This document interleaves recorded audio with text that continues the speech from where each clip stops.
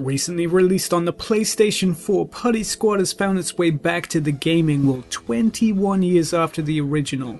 Re-released with a graphical overhaul, free downloadable content, and a trailer voiced by the legendary Brian Blessed. In the remake trailer, Blessed talks about reviews for the game before mentioning a recent review from British newspaper The Daily Mail. And this is where things start to get slightly bizarre. This is the beginning of what some people call a conspiracy theory, with the newspaper claiming Putty is one of gaming's best loved characters, and one of the best games of its time, but that's not all. The Amiga version received similar praise back in 1995 as it was building up for release, with magazines giving it scores of over 90, with reviews claiming aspects were just about perfect and buy it now. They even show stills of the Amiga Power review in the trailer, but the Amiga version was never released. In fact, none of the other releases took place. Due to the sluggish sales, the Amiga, Microsoft DOS, and Mega Drive versions were cancelled. This is pretty odd for one of gaming's best loved characters, but it gets weirder as the Super Nintendo version, as in the only version, was only released on PAL consoles. The international release was cancelled with the other platforms. So we're gonna try and solve the mystery around Putty Squad. What is this game? Well, we have to start here, because this is the original. Super Putty, also known as Putty and Putty Moon, was a bizarre platformer originally released in 1992 in most regions including America and Japan, and found releases on Amiga, Super Nintendo, and Commodore 64. You control Billy Putty and you're on a mission to rescue frozen robots from Putty Moon. Confused? You should be. Your goal is to get the robots to the rescue zone so they can be teleported to a depressed man in a milk bar. You punch bad guys, they turn into babies. Yes, you can eat babies. In fact, if you don't, the spawn of Satan, Dweezil the cat, tears through the screen to taunt you. Like everything to do with the series, the storyline is clouded in mystery. According to fansite Putty Moon, Dazzle Days, an evil magician, and his cat Dweezil have flown to Putty Moon to kidnap the local race to sell off a super gum, which is bubblegum that shrieks as it bursts. Wow, that's actually kinda disturbing. Billy Putty watched on in horror, but luckily some spaceships arrived with robots from the planet Zid to rescue them. But the robots got frozen by Dweezil, and Billy Putty now has to save everyone. However, the Commodore manual has a different storyline. According to this version, the robots lived there to protect the happy inhabitants of Putty Moon, and had been frozen by Dweezil on arrival. Dazzle Days took all of Putty kind to the top of the highest skyscraper on the moon, and sent Dweezil to start the super gum process. And then obviously the SNES version would be different. At the end of the SNES version, you've rescued all of the robots and you're finally given a glimpse of Dazzle Days. Your robot team are getting ready to assassinate the wizard when it shows its prime directives. The robots built the skyscraper on planet Zid to reach Putty Moon. August 1994, and Putty Squad had arrived on the SNES, with demos appearing for the cancelled platforms. The Amiga version was a lost classic, but the forgotten Sega Mega Drive version was more interesting. In September 2013, a listing appeared on eBay in Adelaide, Australia, with a prototype version, eventually selling for the equivalent of £774 or $1,282. Just like the Amiga version, it was reviewed in European magazines like Spain's Hobby Consolas and Germany's Gamers. There's even a magazine spread advert for both the Mega Drive and the SNES versions. But now to the actual game. Billy Putty is back in the Putty Squad, the highly improved sequel to its skyscraper-based original. The gameplay mechanics are the same, you have to rescue your allies by ingesting them, this time without the painful objective of dragging them to the rescue zone. Your skills are expanded through the star system. Gain stars and level up your attacks every 10 stars you collect, resulting in you sliding overpowered bombs at your enemies. And of course, we're now away from the skyscraper, opening the series to expansive levels and creative backdrops. The story in the first game was a mess, but surely they've got it right in the sequel. Really, this is something special. Over 20 years after the events in the first game, the Putty Nation has been occupied by the regime of a new wizard, Scatterflash, and his army of demonic imps and self-motivated vegetables. Well, this clearly is gonna be a normal storyline. During this time, the United Nations received blurred photographs showing Putty prisoners of war and decided to send in peacekeeping forces of UN troops to rescue them.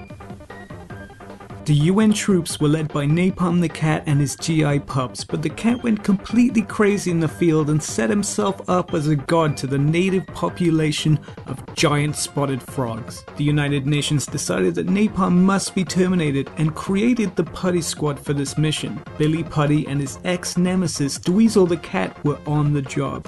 And this is it. You may be expecting me to hate on this, but this was one of the big games in my childhood. I was someone who missed out on a lot of the newer gen consoles. I had a SNES and Nintendo 64 that I kept dusting off, and this was one of the titles that I just kept replaying. Graphically, this was a massive improvement on the original. I was never content with the almost plastic background of the skyscraper, no matter how drug-fueled or creative the level design got. Moving away from those constraints opened up the designer to experiment. You have large levels, nice backdrops, and a great color palette thrown in.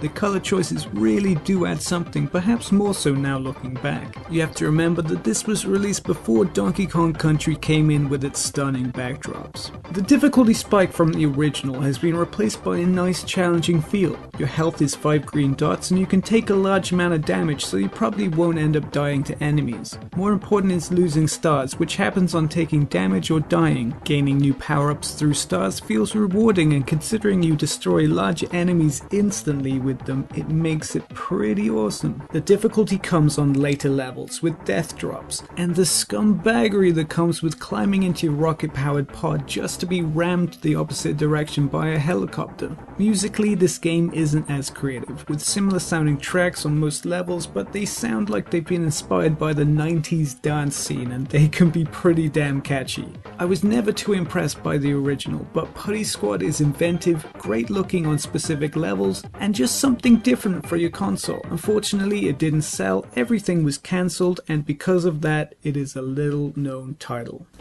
Which leads us back to the re-release of Putty Squad and the so-called conspiracy. This must be the first time I've ever seen a company advertise a game by showing critical acclaim of something they never released. You have to wonder if System 3 is in the right to attempt this kind of marketing.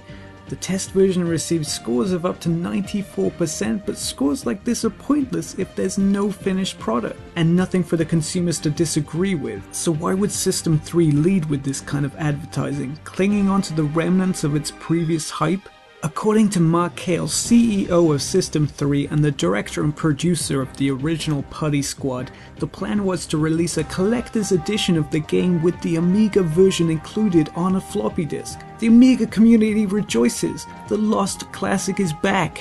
However, one Eurogamer interview later and all hope was destroyed. An awkward Mark Cale broke the news that the plan was cancelled because of the unavailability of 3.5-inch floppy disks. The Amiga community is furious, advertising your product with a version that was never released and then claiming and failing to release it.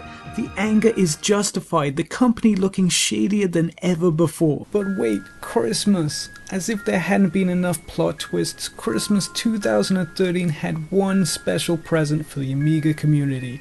The Amiga version was finally released. According to CodeTapper.com, this is down to a member of the English Amiga board named Galahad and his communications with CEO Mark Cale. Galahad contacted him through System 3's website, informing him that with some work the game could be released through digital download instead of floppy disk. Mark Cale accepted and the Christmas miracle happened. The game did exist after all. But there's one last thing, which is the Daily Mail review. As mentioned earlier, Talal Musa claims that Putty is one of gaming's best loved characters, with Putty Squad regarded as one of the best of its time. These are both bold statements, and unfortunately both are ripped directly from the press release on System3.com.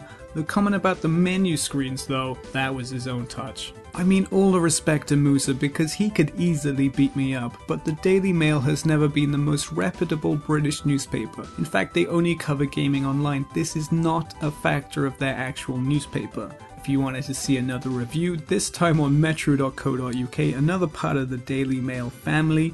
They give it a 3 out of 10 and say, it seems very unfair to suddenly thrust such a dated game back into the limelight, but it really would have been better if Putty Squad stayed in retirement. Journalism. Putty Squad is available now for the PlayStation 4 in Europe. Hey guys, thank you for watching. If you liked the video in the slightest, please remember to like and favorite and subscribe or whatever you want to do. It's up to you. So yeah, this video was meant to be out a long time ago, probably before Christmas, but basically what happened was just before Christmas, as in like after all the Christmas presents were bought and everything, it was amazing. My hard drive died after like 6 months of service. It was terrible. Toshiba, go to hell. And I couldn't afford a new one, so I hadn't been able to make videos for like the longest time, and I still wouldn't have been able to, but basically what happened was I saw my girlfriend off. She was over recently and I was pretty bummed out. Finally got home and there was a random package sat on my bed, and inside was a hard drive, and apparently a certain man, a certain birthday buddy, decided to buy me an actual hard drive for no apparent reason, which was absolutely insane.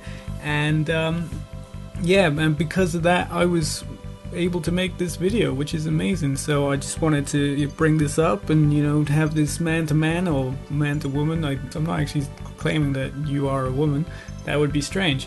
Well done, Hibbert. But yeah, that guy, absolute champion, good guy, Dave. I was gonna say Greg, that would be weird because that's not his name. And yeah, I hope you enjoyed it. Please do not beat me up, Talal Musa, and yes, you too, Mr. Markale. Thank you.